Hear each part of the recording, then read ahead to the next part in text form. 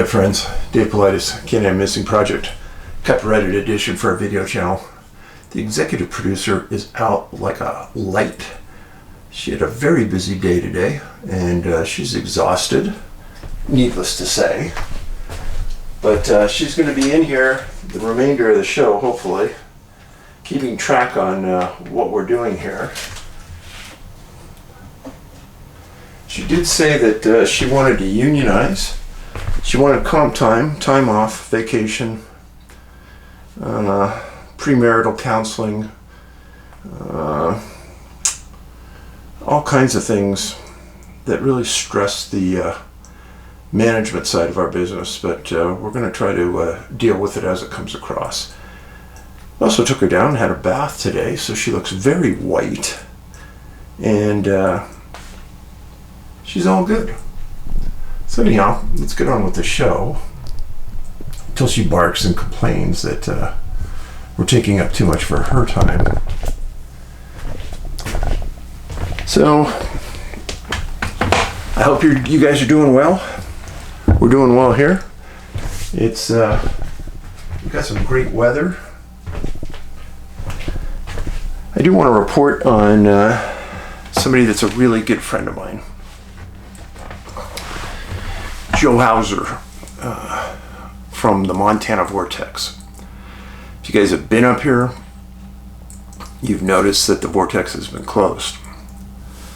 About a month and a half ago, Joe had a very, very bad heart attack in Kalispell. It's a miracle he survived. In fact, the story is beyond belief that he survived. He was taken to the hospital, spent about a week. It was decided that they needed to do a quadruple bypass, but he needed to heal from some rib injuries that were broken during the time he was given CPR.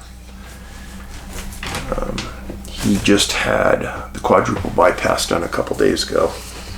There was some excessive bleeding, and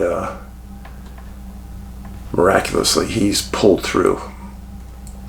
He's still in the hospital. The Vortex is still closed.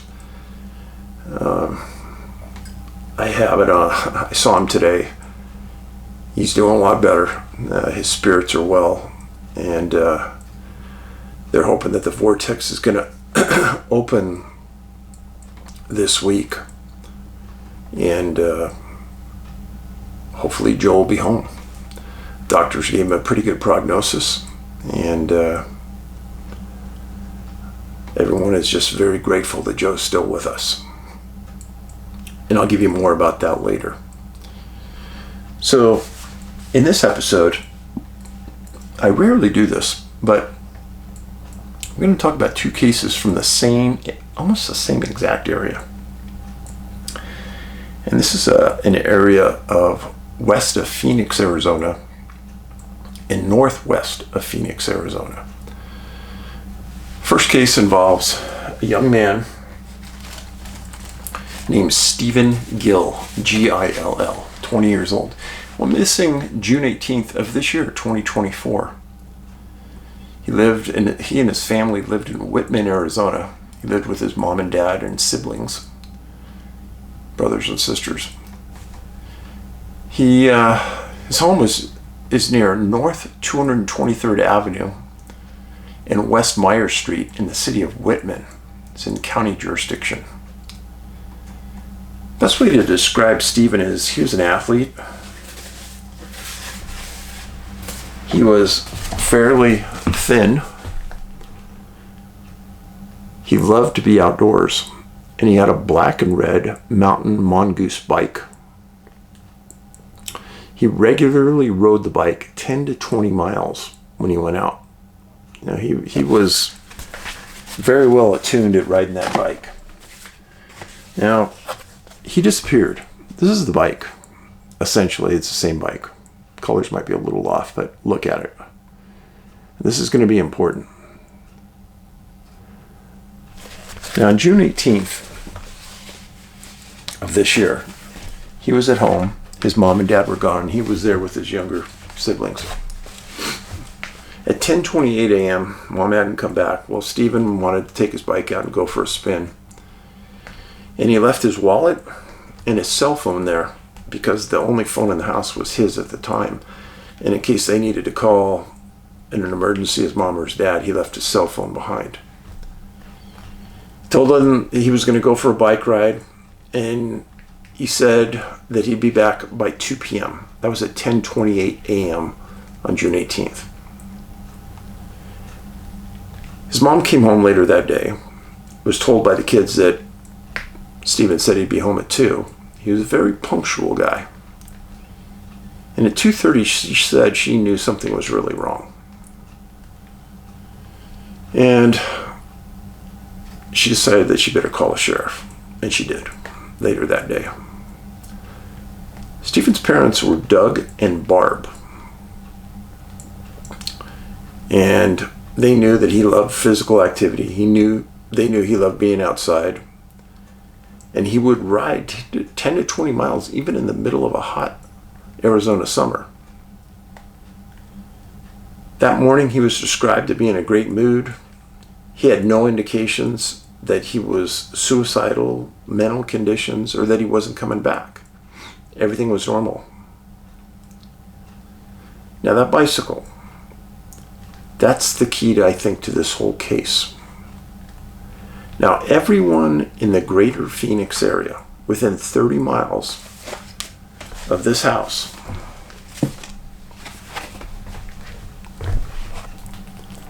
right here, this is Phoenix.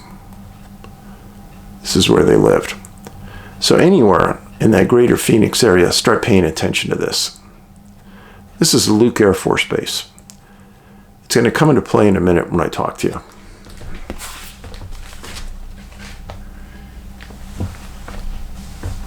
So,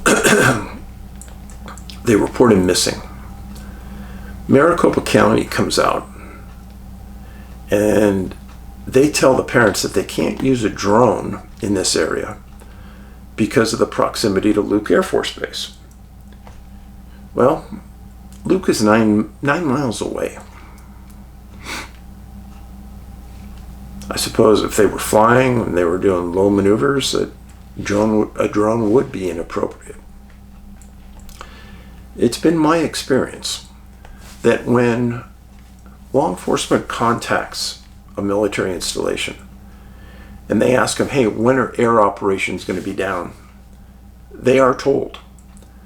And then they ask if it would be appropriate for us to use drones during that time. And 99 times out of 100, they say yeah. So I'm a little miffed by Maricopa saying, oh, we can't use drones because of Luke Air Force Base. But then the next one really threw me. They also told the family that they couldn't use canines for the same reason. What? What?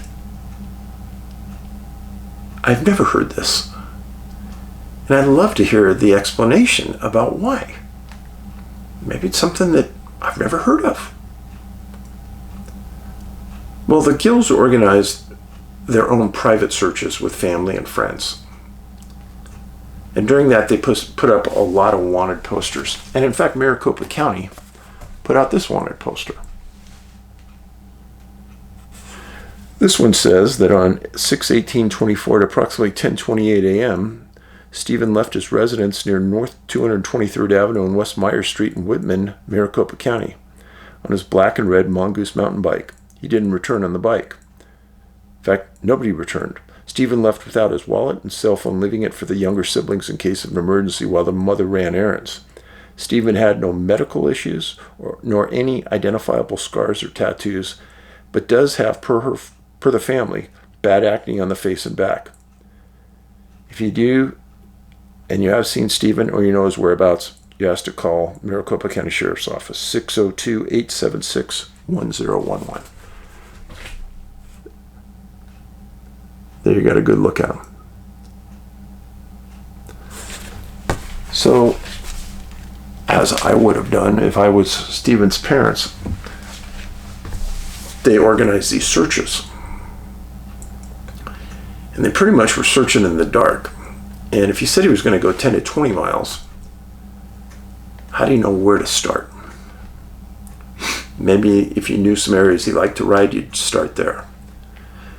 The family, not Maricopa County, the family asked if people within that radius would check their CCTV cameras or doorbell ring cameras, check them to see if Stephen rode by that residence. They wanted to understand which direction of travel he might have taken and where they could even start. Unfortunately, nobody turned in any footage that I could find. And that's troublesome. So now you have a 20-year-old male, white male, 6 foot tall, about 160 pounds, missing, no direction of travel, no bike, no indication of mental health issues, no indication he wanted to leave. Perplexing at best. Now, I wanted to know a little bit more about Luke Air Force Base. So I looked it up. It's the headquarters for the 56th Air Force Fighter Wing. It's actually the largest fighter wing in the U.S. Air Force. They describe it as the training ground for the best pilots in the world. Since 1941, they've graduated 61,000 pilots. They've graduated 105 F-35 pilots and 60 F-16 pilots. They have 5,280 active military personnel assigned to the base.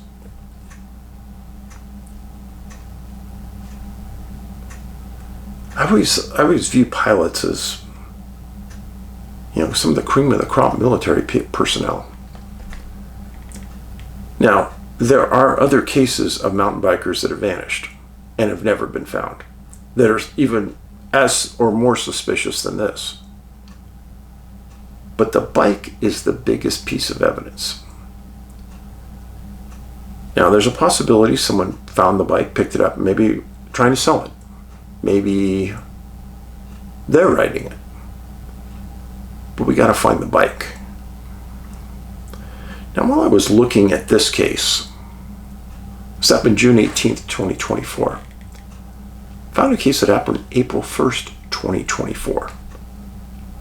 In that same sort of area. And this one is equally perplexing. Now, I told you that Stephen disappeared right here, where his residence is, about 9 miles from Luke Air Force Base. This next case occurred at the White Tank Mountain Regional Park. And a woman named Amber Bretsch, her car was found there, and she hasn't been found.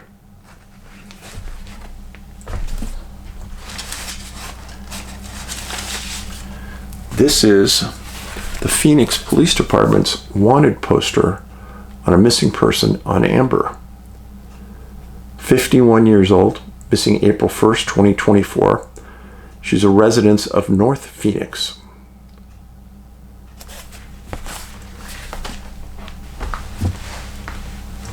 April 1st, 12:30 p.m. Law enforcement gets a call of a car parked in parking lot number 7 at the White Tank Mountains Regional Park. They respond, find the car. Nothing outwardly suspicious, broken windows, looks like it's stolen, nothing like that. Now, park officials recognize the name because Amber and her husband used to be docents at this park. This is an area she knows very well. It's an area that she liked working at. Now, what is it about White Tank Regional Park that we should know? First of all, it's the largest park in Maricopa County, Arizona. It's described as a great place to hike and take in the sunrises. That's what the website says. Now they have petroglyphs in the park that go back 10,000 years.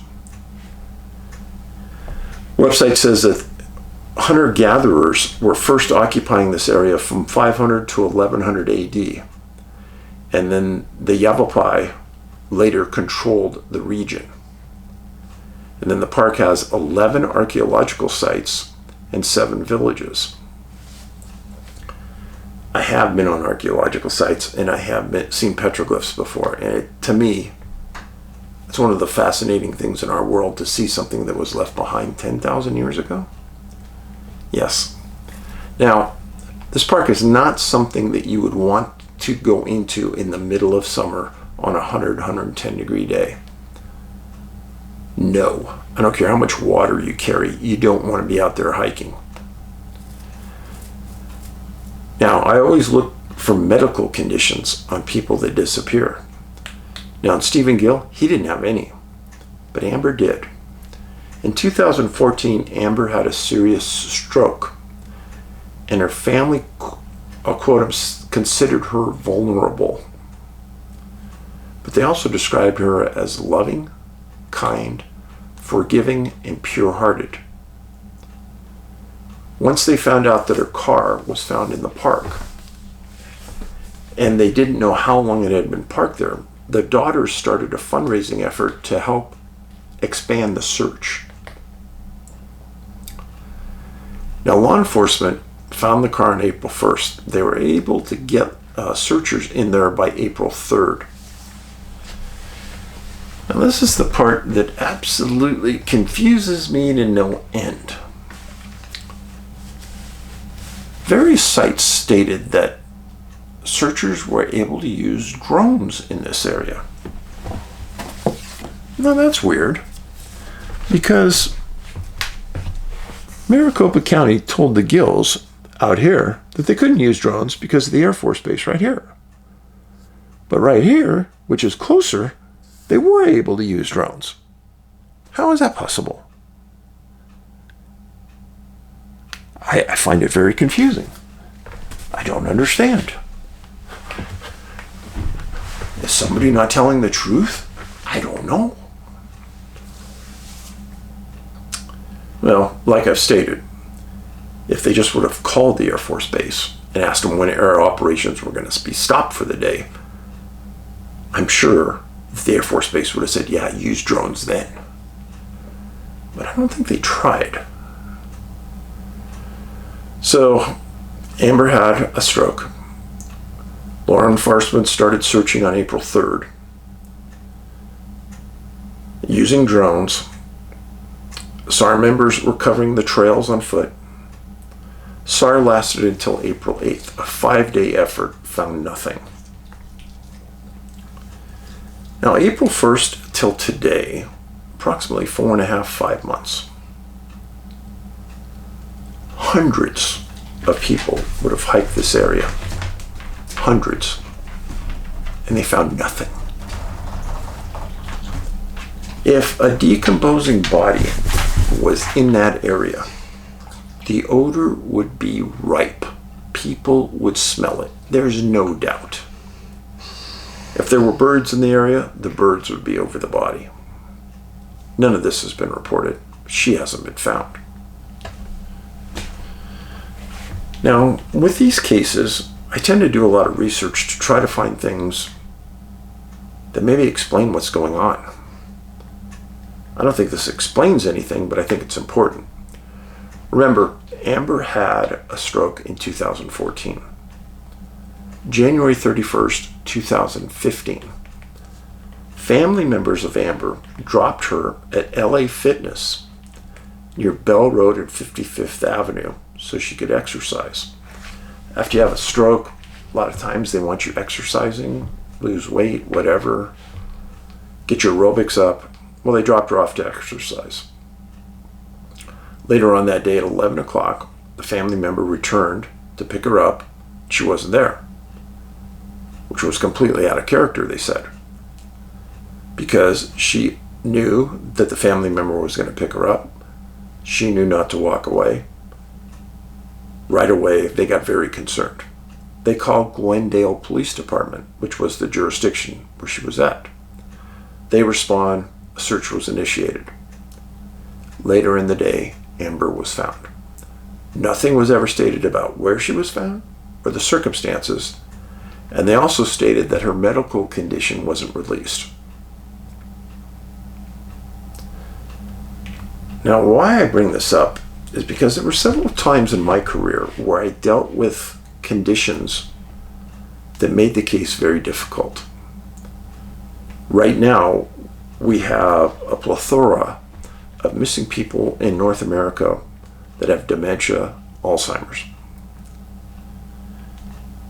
Now, with Amber's case, it's hard to understand if that stroke might have affected her thinking ability, her common sense, her ability to travel.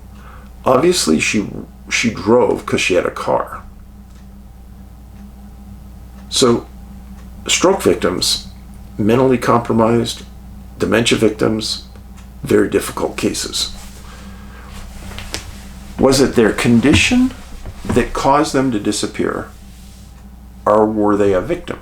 And I say that because these people that have these conditions can be very easily victimized.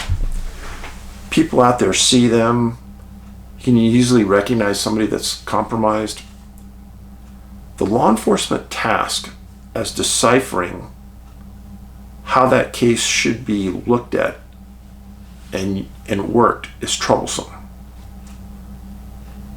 They must always put forth the maximum effort because you don't know if that condition has led them to a dire place in their life. Example, in Amber's case, did she wander off, have a secondary stroke, and she's immobile? Was she led away by somebody who wanted to do her harm? Don't know. Now, in the case of her being at the exercise facility, they never stated.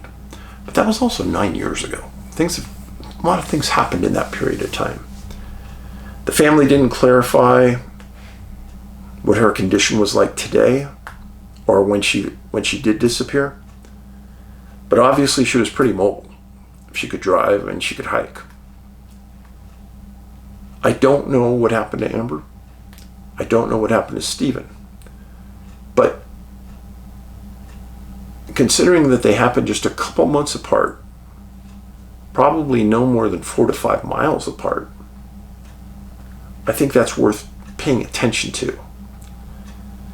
It also bothers me a lot that the Gill family was told that they couldn't use drones because of Luke Air Force Base. Yet they did use drones at the regional park, which was even closer. I don't know what to say. Friends, please make sure you're subscribed. Number 1.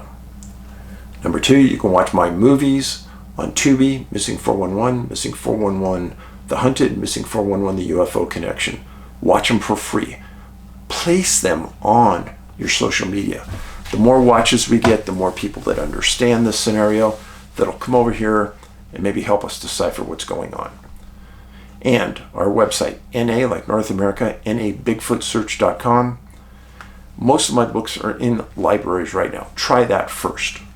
If you can't find them in the libraries, then ask the library to get the book. That's how they get their books. They buy them when patrons request. If you want to buy them direct, you can. And friends, you are the most important thing on this site right now.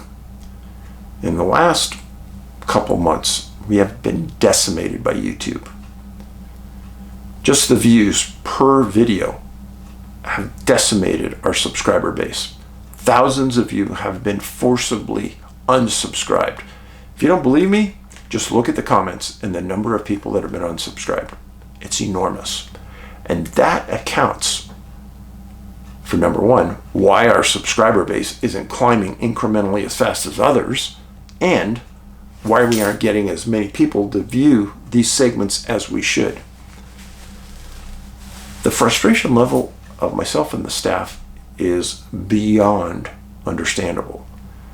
We are irate. We don't know what to do. YouTube has told us that they have a glitch in their system and they're trying to fix it. I don't believe it. But this is the place we are in life. So please place the links to our movies on your social media.